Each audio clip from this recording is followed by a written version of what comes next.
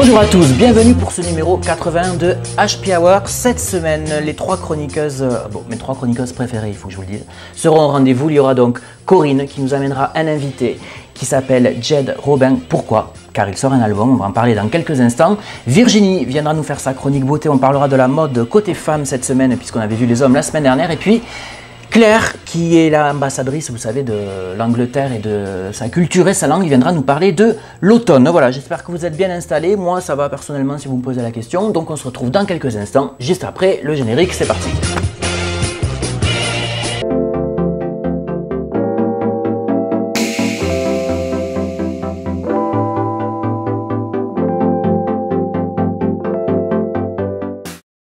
Et je vous retrouve en plateau pour ce numéro 81 de HP Hour. Tout de suite, on accueille mon amie Virginie qui vient nous parler mode, alors cette semaine, mode féminine, je crois. Oui, c'est ça. Donc avec les trois nouvelles grandes tendances de la saison, donc automne-hiver 2016-2017. Donc on commence par un style rock assumé comme on voit sur la photo. Donc avec un pantalon plutôt moulant du type slim, voire très slim. Un haut plutôt près du corps. Donc si c'est accessoirisé par des chaînettes, des petites choses comme ça, comme on voit sur les contours de manches, ça fait super sympa. Et donc forcément le blouson, le perfecto le perfecto ou le bombardier. Et au niveau des chaussures, donc soit des bottines avec pas mal de boucles, ça fait sympa, ou les Doc Martens aussi. Les fameuses Doc Martens. Indémodable. Seconde tendance, le côté masculin-féminin. Photo. Voilà. Très à la mode aussi, donc avec un pantalon plutôt large, coupe carotte. On en avait parlé, oui. Voilà. Au niveau du haut, donc une chemise ouverte. Ça fait plutôt sympa, dans les couleurs neutres aussi. Et au niveau des chaussures, on part sur des escarpins ou des petites bottines à bout pointu qui font super sympa. Si on veut accessoiriser sa tenue, donc un chapeau borsalino par exemple, qui donne un effet masculin aussi, en étant chic. Ouais. Et un manteau, puisqu'on se couvre. Alors un manteau oversize comme on voit sur la photo, plutôt large et long. Et puis donc on retrouve notre amie Rebecca pour un style bobo chic qu'on retrouvera beaucoup cet hiver. Donc on joue sur des superpositions de vêtements. Donc là on a pris un top rose poudre. On joue aussi sur la transparence avec un peu de voile qui amène une féminité sympa. On privilégie les jupes longues et fluides, ou les robes comme ça qui restent oui, fluides aussi, pareil. Avec des imprimés voilà, mais sur fond noir surtout. Ah, d'accord. Très coloré, voilà. Mais sur fond noir. Alors là on est parti sur un blouson couleur rouille. Ce qui se fait beaucoup aussi, c'est les vestes en velours, en vieux velours, dans les verts kaki, marron, qu'on retrouve aussi. Un sac à main plutôt gros volume. Plutôt.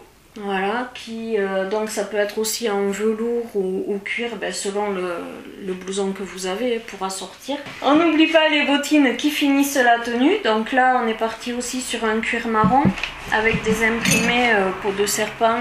Et voilà, pour compléter tout ça. Ok, vous pouvez retrouver cette tenue et les photos que vous a présentées Virginie sur la page Facebook de l'émission, donc HP Hour, ou sur Twitter également, HP Hour avec le O qui est un 0 comme disait notre ami Hello. Tout à fait. Donc tu disais du bobo, du rock, on dit donc du Corinne, puisque c'est elle dont il s'agit, qu'on va retrouver tout de suite. Bonjour. Bonjour Steve. Pour bonjour, sa Virginie. chronique de la semaine. Donc on vous rappelle que Corinne nous fait chaque semaine une chronique sur un artiste local ou la sortie d'un CD. Voilà. Et alors en plus bonus cette semaine, on a la chance d'avoir l'artiste en plateau que nous accueillons. Bienvenue. Bonjour. Bonjour. Bonjour. Alors Jed qui a assisté donc au tournage de cette émission, donc qui se demande un peu où il est tombé, mais ça c'est tous les invités, donc nous on est habitués. Ok, alors pour les gens qui nous regardent, nos amis internautes et qui ne vous connaîtraient pas, est-ce que vous pourriez définir le style, alors je sais que c'est toujours un peu compliqué, mais de définir le style de ce que vous proposez? Alors, ma musique elle est assez difficile à définir, mais... c'est pour ça que je vous laisse le faire. Et ouais, je comprends bien, c'est vrai. Mais en fait, je viens du rock à la base, et j'ai découvert la musique électronique finalement très tard. Et du coup, dans ma musique, il y a une grosse base de rock, de post-rock notamment. Alors le post-rock, c'est une musique rock principalement instrumentale, plutôt lente, plutôt basée sur des ambiances un peu... un caractère cinématographique. Ouais. Et du coup, dans ma musique, moi j'ai intégré la musique électronique à la musique post-rock, et ça donne un peu ce que je fais, donc on pourrait appeler ça de l'électronica en fait, donc qui n'est pas complètement composé par ordinateur, mais pas complètement composé de musiciens. Voilà, mais c'est un mix entre c'est une musique hybride en fait entre, les deux. Si vous me permettez de donner des exemples, parce que justement tout le monde n'arrive pas à bien définir ce qu'est la musique électro, et souvent les gens ont tendance à confondre avec les DJ. Et donc Jed c'est la question qu'on m'a posée quand j'ai parlé de Jed qu'on avait recevoir. Et tout sauf un DJ, ça n'a rien à voir avec David Guetta par exemple. Alors je vais donner un exemple. Alors pour les jeunes, on peut parler de Ron, les jeunes connaissent bien Ron, et pour les autres, Jean-Michel Jarre. Vous voyez la différence. Voilà, donc, c'est vrai. Donc lui, il compose de la musique. Vous, ça c'est quelque chose qui vous va, ce parallèle? Oui, ça me va, tout à fait. D'accord. C'est de la création, c'est pas du sample avec du remixage. Lui, alors, comme il disait, de vrais instruments, voilà, il crée avec des pendant notes. qu'on parle, vous entendez un des titres qui est mon titre préféré. Je me suis permis de faire une sélection complètement subjective, donc c'est en train de passer pendant qu'on parle. Comment vous en êtes arrivé à la musique et à cette musique? Quel est votre parcours en fait? Alors, j'ai commencé la musique finalement relativement tard dans ma vie. C'est-à-dire l'adolescence. Oula, ça va quand même. Oui, mais il y a des gens qui commencent beaucoup plus tôt et avec une formation beaucoup plus complète. Moi, je suis arrivé complètement autodidacte dans la musique finalement, et après, après avoir commencé à faire de la musique, j'ai décidé d'approfondir du coup en prenant du solfège, etc. Mais à la base autodidacte, et ce que je voulais faire à la base, c'était vraiment du rock. Ça se voit un peu avec mon style, mais... Et comment ça a glissé alors vers... Alors justement, c'est là que la transition s'est faite un peu de façon, on va dire, détournée, puisque en fait c'est le cinéma qui m'a amené à faire de la musique électronique, parce que j'ai fait une école du coup de son à Paris, qui travaillait qui était en parallèle avec une école de cinéma, et en fait j'ai eu l'occasion de faire du sound design. Création sonore pour le cinéma, habillage sonore. Et du coup, le travail des textures sonores m'a tout doucement amené à travailler sur la texture sonore des instruments électroniques. Puisque moi, ce que j'aime en fait dans la composition et dans la musique électronique, c'est la texture. Des sons qui n'existent pas en vrai, des choses complètement abstraites, et arriver à en faire des choses jolies, finalement. C'est un peu ça le but. Et donc sur l'album? Eh bien justement, alors cet album qui est sorti au mois de juin, donc Elegance and Misanthropy, il y a 8 morceaux. Donc qui sont assez longs par rapport à des morceaux classiques qui font un peu plus de 3 minutes. Là on est entre 5 et 12 minutes, mais ce sont des morceaux qui ne sont jamais lassants, ça évolue tout au long du titre. Voilà, il n'y a pas de boucle, il n'y a pas de monotonie, et puis bon, l'avantage quand il n'y a pas de texte, c'est que justement l'esprit est plus propice à vagabonder sur la musique, et comme tu le disais tout à l'heure, c'est vrai que de suite il y a une atmosphère et on se laisse emporter et on voit des images tout de suite, c'est très cinématographique effectivement, et je voulais en revenir à ça. Je sais que c'est une grande source d'inspiration pour toi, et notamment alors les ambiances des films de David Lynch, Darren Aronofsky ou encore Lars von Trier. Donc pour ceux qui connaissent ces films-là, ça vous donne déjà une idée de l'ambiance que l'on retrouve sur le disque de Jed. Et d'ailleurs sur un des morceaux, Misanthrope, il y a un extrait du film de Lars von Trier, Mélancolia. Voilà, on entend les personnages converser sur fond musical. Donc, comme on le disait, Jed n'est pas musicien professionnel, mais il aspire à le devenir puisqu'il est ingénieur du son actuellement. Il faut savoir qu'il est en négociation avec un très gros label européen. C'est vraiment le plus gros label, c'est le label de référence des artistes électro. Pour ne pas le citer, il s'appelle Ninja Tunes et c'est le label de Cold Cut. J'ai demandé l'autorisation. Tout va bien alors. Parce Donc, que je n'ai pas les moyens. Ouais.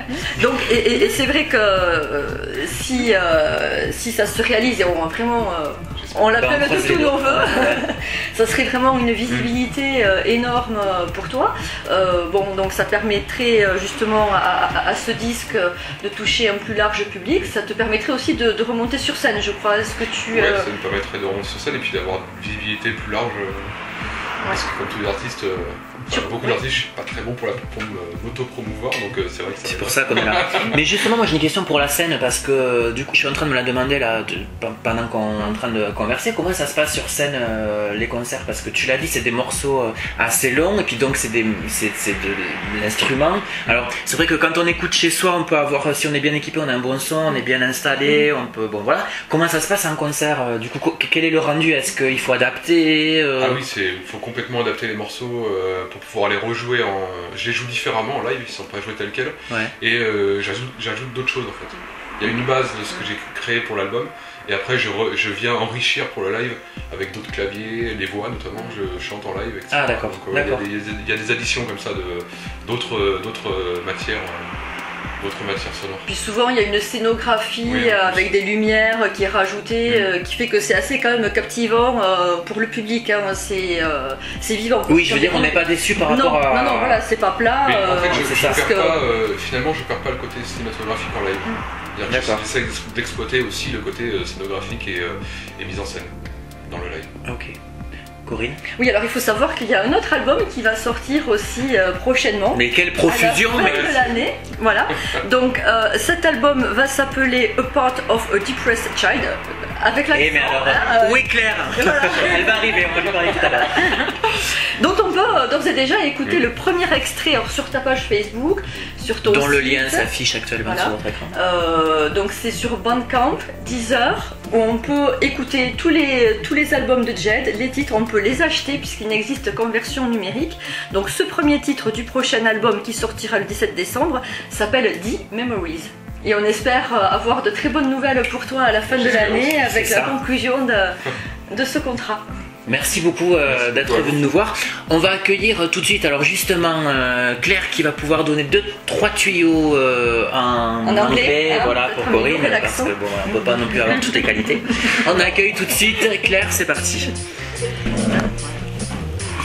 Claire, avec qui nous allons faire un petit quiz, je crois, cette semaine. Tout à fait. Alors, de quoi s'agit-il? Un petit quiz sur l'automne, parce que nous sommes en automne depuis une vingtaine de jours maintenant.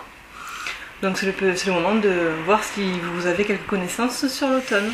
Donc c'est l'automne. Les feuilles tombent. Qu'est-ce que tu veux qu'on dise? Les feuilles tombent? Les feuilles tombent. Pas les feuilles tombent, les feuilles. Comment dites-vous les feuilles? Feathers. Ah, feathers. Non, ça c'est les plumes. Oui. Ça c'est les plumes. Leaf.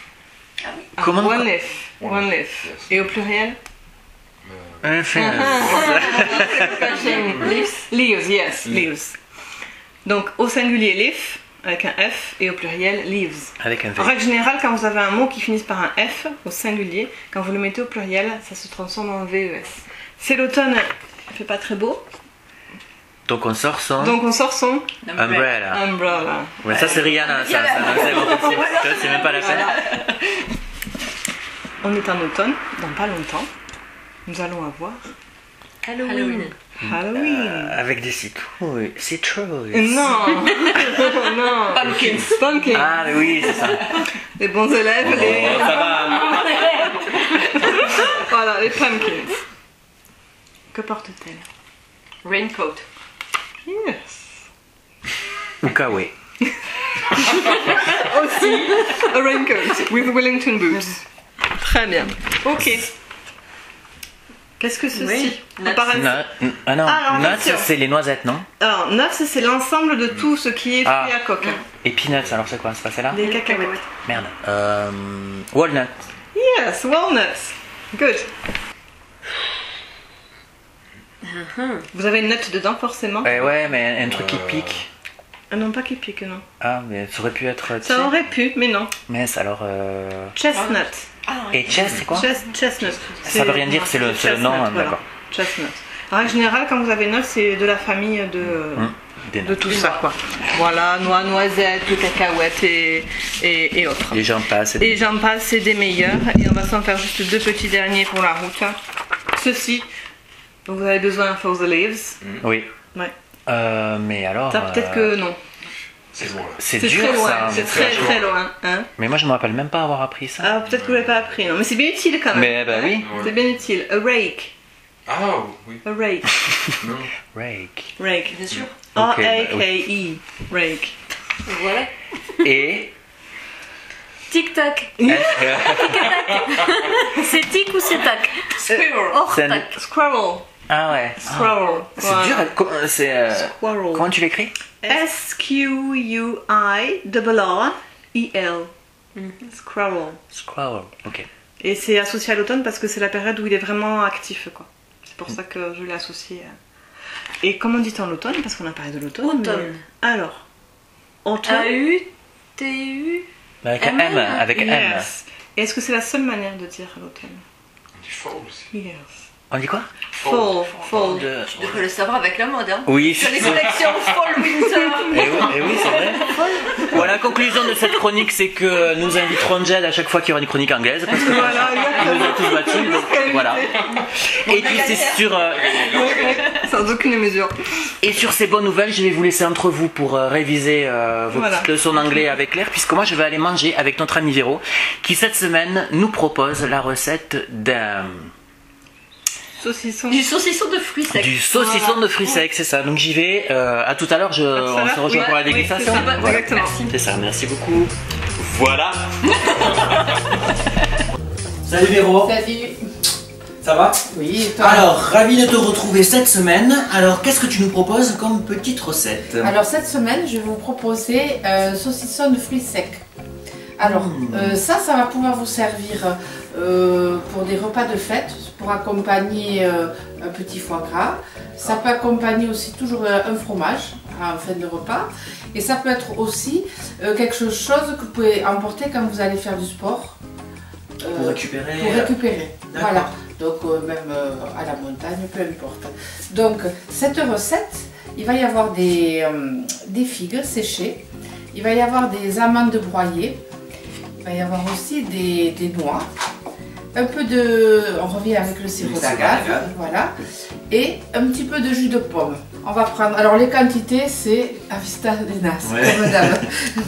C'est difficile toujours. Donc on va broyer un petit peu, j'ai déjà fait un pré-broyage, un peu les amandes. Voilà. Alors.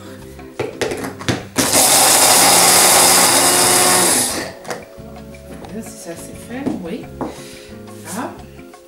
On va tout ça dans un petit saladier. On va continuer par broyer un petit peu les noix. Un peu moins fines que, un peu moins que les amandes.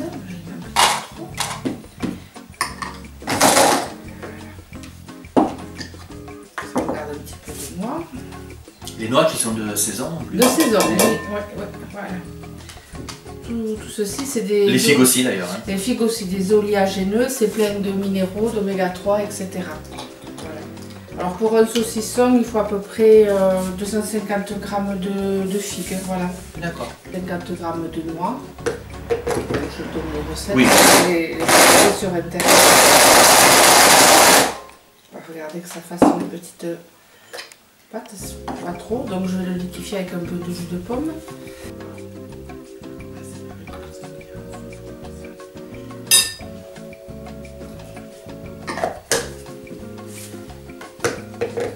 Il faut que la figue soit en pâte. La fasse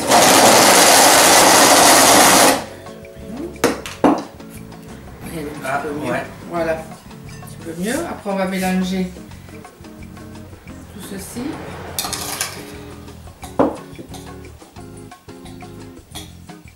Un petit peu de sirop d'agave, très peu, l'équivalent d'une cuillère à soupe.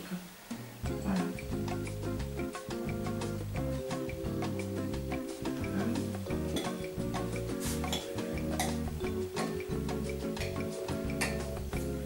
Voilà. Donc on forme un petit saucisson.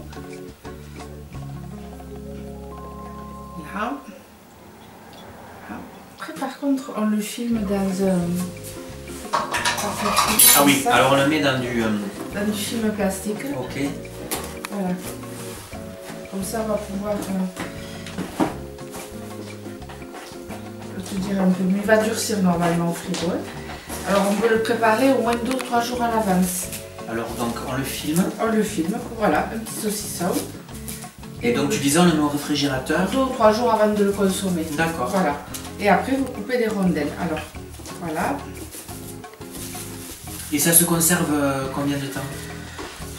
Vous le conservez, je pense facilement 10 jours, 15 jours. D'accord. Je sais pas plus, hein. Voilà. Donc une fois. Alors là, je sais pas s'il est assez. Voilà. Alors ça peut se servir comme ça aussi, voilà, à côté d'un fromage. Oui, donc tu nous dis alors ou fromage ou foie gras, parce qu'effectivement on sait que figue et foie gras, oui, ça va très bien ensemble. Ouais, ça peut être sympa pour les repas de fête. Hein. Absolument. Voilà. Voilà. Et pendant que Véro finit d'installer ses petits plats de dégustation, je vais appeler les filles qui vont nous rejoindre depuis le studio. Je te pique une petite noix, je vous en prie. Merci. Et je vous rappelle que vous pouvez retrouver notre amie Véronique à la Biocop pour ses ateliers cuisine, entre autres. Le samedi 5 novembre, ce sera à Châtenay aux fruits secs, donc à la Biocop de Odos. La semaine prochaine, j'aurai la joie de vous retrouver avec un nouvel invité. Et mais ça, si c'est pas sympa, c'est qui? Tu seras augmenté. Alors la semaine prochaine, nous aurons une nouvelle invitée avec une pratique tout à fait originale, vous le verrez, il s'agira de Isaline. Nous en reparlerons la semaine prochaine. D'ici là, bonne semaine à tous et rendez-vous la semaine prochaine. Ciao.